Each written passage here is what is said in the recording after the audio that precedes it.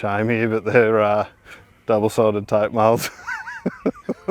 I just replace them regularly after they start to go to shit.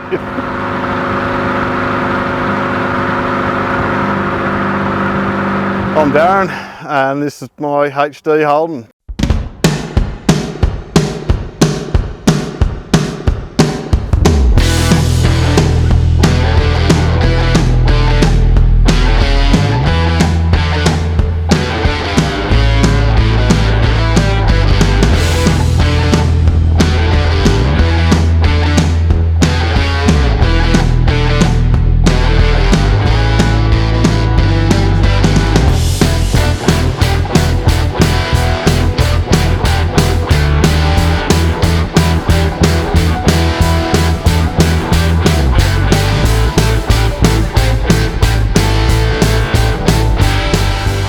First car was an LH Tirana that I bought for 50 bucks, and had that on the road by the time I had my L's, and wasn't a big fan of school.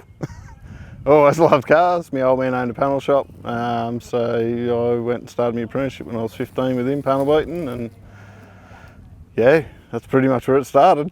I did do all the body and paint on that, and it was just a 6-cylinder 4-speed car. It was pretty tidy. Followed that up with an XC Falcon. Worst car I've ever owned. That hurts, Sorry. HR Prem after that. So that was pretty tidy. So I didn't do any body and paint on that, just an engine and wheels. And I bought it about 20 years ago. It was gold, just Prem, lowered with some wheels on it. And I didn't like gold too much, so within 7 days it was green. Gave it a quick blow over and it actually lasted quite a while. So, and yeah, ended up putting a supercharger and turbo on that on the 6, had it twin charged, and it went pretty hard, just unreliable. Diffs and head gaskets. Yeah. As soon as something was not quite right, the head gasket would be out. If the timer was out, head gasket was gone. It did the head gasket for the last time, and I had a mate who's a motor trimmer. I had a barter deal going on to do the trim in it. I pulled the glass out to get the headlining out and found rust in behind the rear screen, and that was the start of it. I sort of started fiddling and just went, stuff it, I'm doing it properly. And 10, 11 years later, it got back on the road again. So it's just quality vinyl. Trimmer that did it was, don't waste your money on leather. This stuff's just as good. So once I got it apart, it was like I'd always wanted to have a V8 in it. So yeah, well, now's the time to do it. It's been done a million times before. So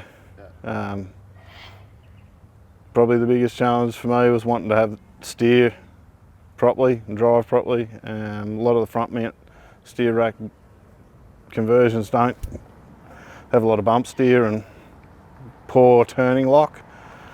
So finding a rear mount rack for it that worked properly was a bit of a challenge, but we found it in the end, and I'm pretty happy with the way it drives. It's 355, early headed.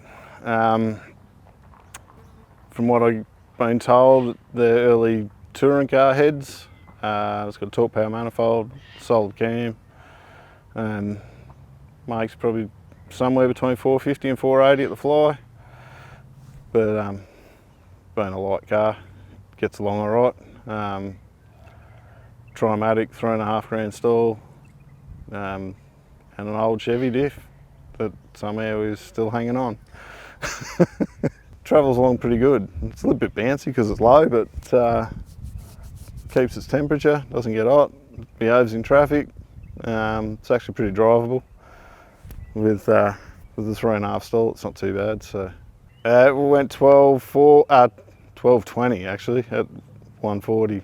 Well, yeah, she gets going on the top end. It's pretty lazy down low. Probably needs a different converter and some diff gears.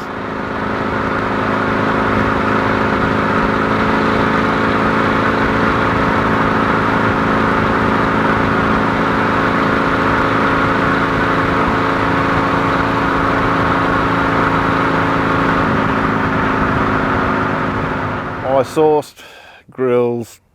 The wheel arch moulds aren't actually Prem moulds. They're just, hang my hat and shame here, but they're double-sided tape moulds. I just replace them regularly after they start to go to shit. Prem wheel arch moulds are pretty expensive these days. But the rest of it, yeah, we restored and polished and come up alright. So there I cut all the skirts out the side of the engine bay. Got rid of that square boxy look with all the press body lines, and got the English wheel out and hammer and rolled up some nice round ones and flattened the firewall off. Got rid of the old bear trap looking bonnet hinges, and they're actually VE Commodore boot hinges that went in there. Yeah, just, I don't know, got a little bit out of control and tied it all up, but pretty happy with the results. So it's a VE Commodore colour. The car was green before. My wife had bought me the number plates for my 30th birthday, which kind of sealed the deal of being green. So when I saw that come out on the VE Commodores, I thought that's actually a pretty nice colour. If I ever do it properly, I'm going to paint it that colour, and that's what happened.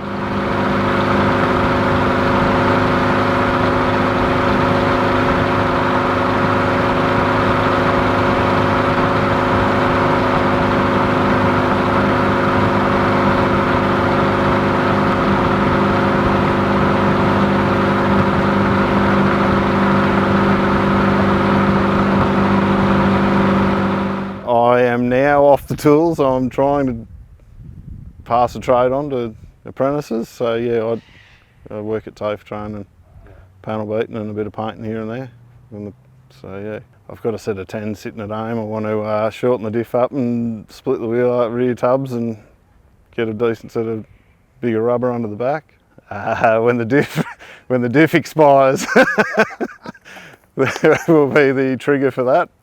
Like I said, it's still hanging in there somehow, but when that lets go, we'll look at doing that, and yeah, possibly power steering because it's pretty heavy. There's a lot of nice cars getting around. Wang Hot Rod Club have a cruise night on once a month, which has become pretty popular. It was on a couple of weekends ago, and yeah, it was a big turnout. There's a lot of nice cars here, so which is good. It's good for the town. So.